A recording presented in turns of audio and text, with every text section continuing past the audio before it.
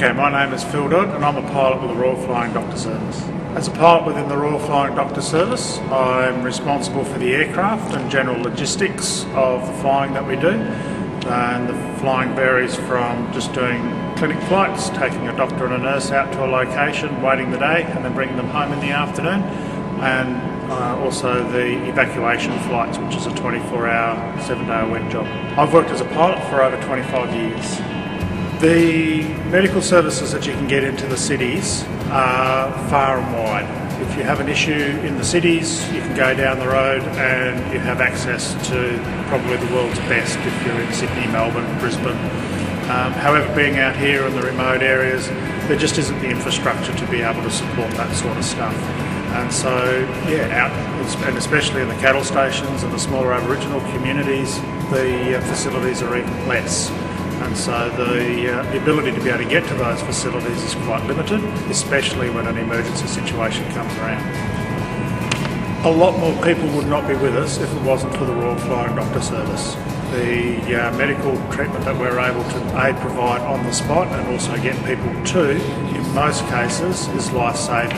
So in that respect, the RFDS is vital to people of the outback for their very safety and security. Remoteness is the big one.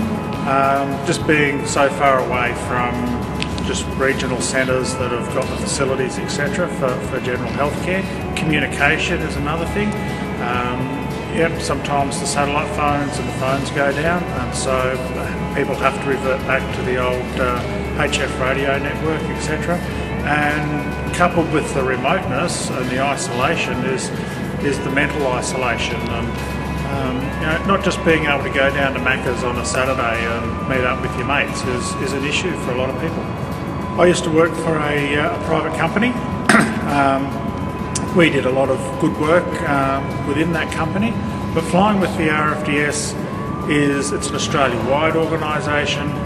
It's specifically aeromedical, and it's just different. Its ethos is different. We're not here to make a profit, to make money. We're here to save lives and help people in the outback, and that's a huge difference to a general aviation company.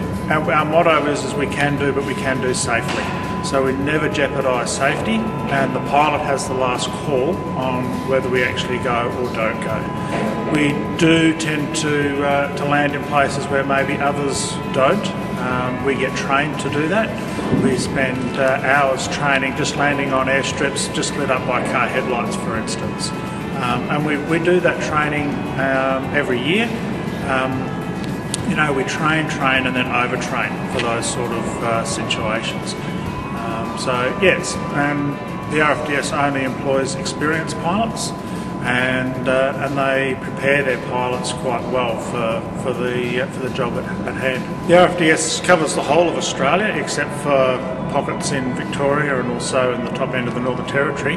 But here at Mount Isa we cover a radius of approximately 400 kilometres, which takes us up to Mornington Island to the north, over to Richmond, sometimes Hughenden to the east, into the Territory, into the west, to the cattle stations out there. We sort of dovetail with the Northern Territory Aeromedical Service, and as far south as Baduri, occasionally Birdsville.